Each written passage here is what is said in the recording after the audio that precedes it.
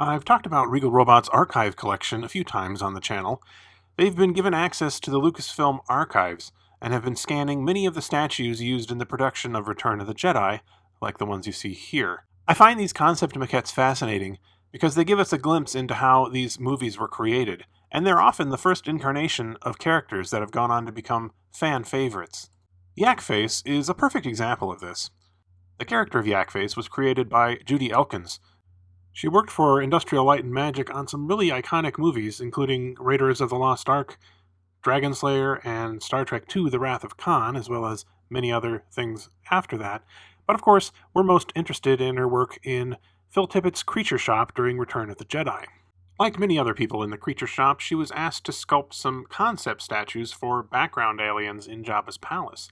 She essentially improvised the design for Yak Face as she was sculpting this maquette, rather than basing it on an existing sketch or concept, as was the case with some other creatures in the palace.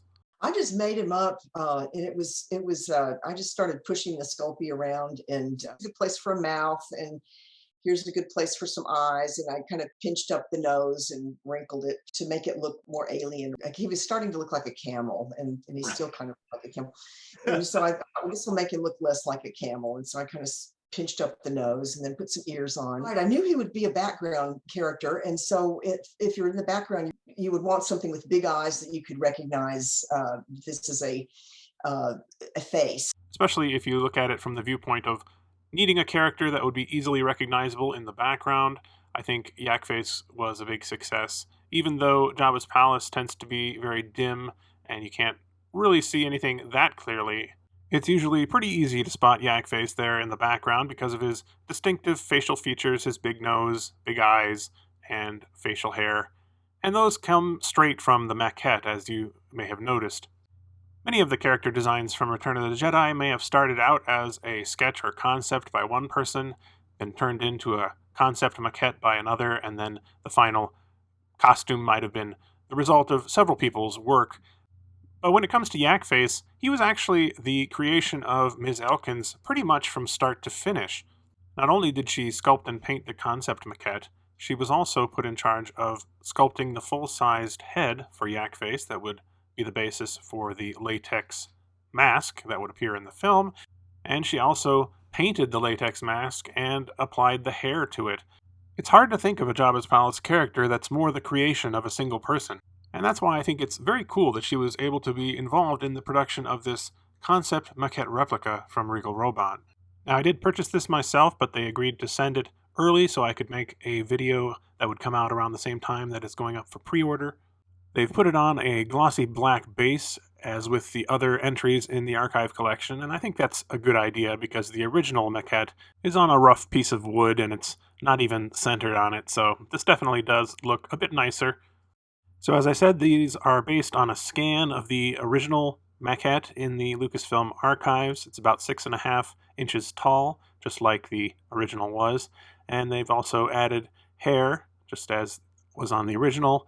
Each one of these is hand applied, so to some degree, each one of these is going to be unique. As far as I know, there's only one edition of this planned, and that's the Signature Edition, which comes with not only the maquette itself, but also a hand-signed plaque with Judy Elkins' signature on it. This is a really nice-looking plaque. I like the way they've done these, and it does give it a bit of a museum feel if you display it next to the piece in your collection. Since there's not a huge amount of Yak Face merchandise, and I happen to have it all in my collection, I thought it would be interesting to look at it all together here. Now, if you think about it, all of these owe their existence to this maquette right here, and that's kind of cool. But I thought it's also worth pointing out that if it wasn't for the original Kenner action figure here, probably none of this stuff would exist, including the reproduction of the maquette itself. As you may know, the Yak Face figure came out at the end of Kenner's Star Wars line and was never actually released in the United States, making it one of the most sought-after Star Wars figures, and that's definitely added to Yak Face's popularity as a character. Ultimately, though, we wouldn't have Yak Face as a character if it wasn't for Judy Elkins, and that's why I'm really glad to be able to add this piece with her signature on it to my collection. This piece should be available for pre-order right now on the Regal Robot website, so go ahead and check out the link in the video description if you're interested. I have a feeling this one's not going to last very long. This video was brought to you with the help of my Patreon supporters, including Angelica Brady and Jesper Murtu. Thanks very much for your support.